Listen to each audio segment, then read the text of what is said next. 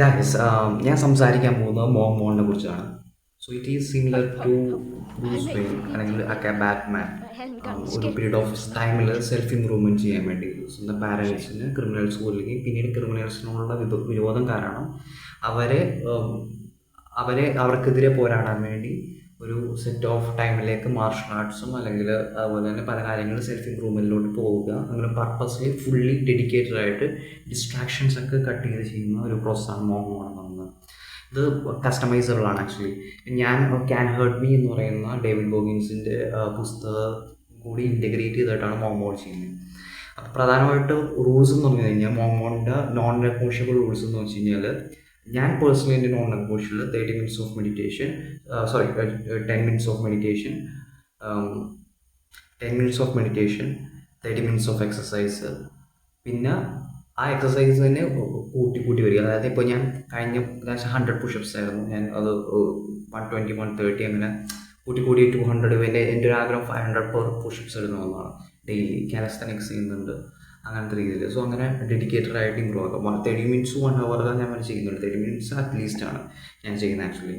പിന്നെ ഒരു non negotiable work, I mean ഈ പറയുന്ന എൻ്റെ വർക്കിൻ്റെ റിലേറ്റഡ് ആയിട്ടുള്ള കാര്യങ്ങൾ പ്രൊഡക്റ്റീവായിട്ട് ചെയ്യുക എന്നുള്ളതാണ് ഒരു കാര്യം എന്ന് വെച്ച് കഴിഞ്ഞാൽ നോൺ നെഗോഷ്യബിൾ ആയിട്ട് ചെയ്യുന്നത്. പിന്നെ അഡീഷണലി ഒരു വേരിയബിൾസ് ഉണ്ട് ആക്ച്വലി. വേരിയബിൾസ് എന്ന് പറയുമ്പോൾ ഈ പറയുന്ന ഞാൻ ജങ്ക് ഫുഡ്സ് കട്ട് ചെയ്തിട്ടുണ്ട്.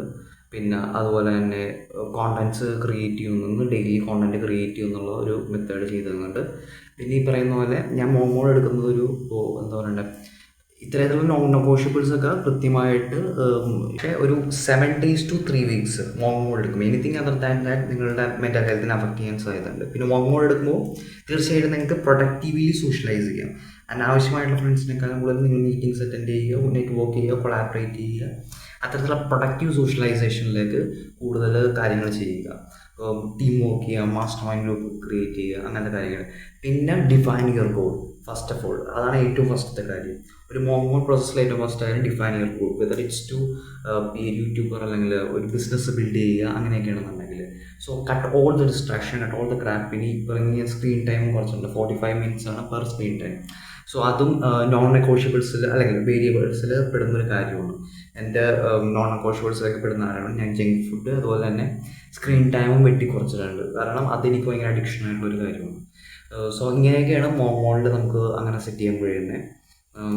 അതിനുശേഷം നിങ്ങൾ പ്രോപ്പറായിട്ട് വർക്ക് ചെയ്യുക. ഒരു 7 days കൃത്യമായിട്ട് സ്ട്രിക്റ്റ് മോഡ് ചെയ്യുക. ഓക്കെ, 2 days നിങ്ങൾക്ക് പിന്നെയും ഒന്ന് എൻജോയ് ചെയ്യുക. എൻജോയ് മീൻസ് വർക്ക് ഫാസ്റ്റ് ചെയ്യുക, എന്നിട്ട് ചെയ്യുക. പിന്നെയും പക്ഷെ ഒന്ന് റിലാക്സ് ചെയ്യുക. ദെൻ ഒരു 7 day ഡീപ്പ് സ്ട്രിക്റ്റ് മോഡ് അങ്ങനെ ചെയ്യുക. ഒരു 7 to 3 weeks വരെ ചെയ്യാം. എന്നിട്ടൊരു നിങ്ങളൊരു 6 months ഡെഡിക്കേറ്റഡ് ആയിട്ട്, 3 months to 6 months ഡെഡിക്കേറ്റഡ് ആയിട്ട് നിങ്ങൾ ചെയ്യുക. നിങ്ങൾക്ക് റിസൾട്ട്സ് അതിനനുസരിച്ച് കാണാൻ കഴിയും. സോ ഇത് ഞാനിപ്പോൾ മമ്മോട് പ്രാക്ടീസ് ചെയ്തുകൊണ്ടിരിക്കുകയാണ്. സോ അതിൻ്റെ റിസൾട്ട്സ് കാര്യങ്ങൾ ഞാൻ ഷെയർ ചെയ്യാം എന്തായാലും. Thank you.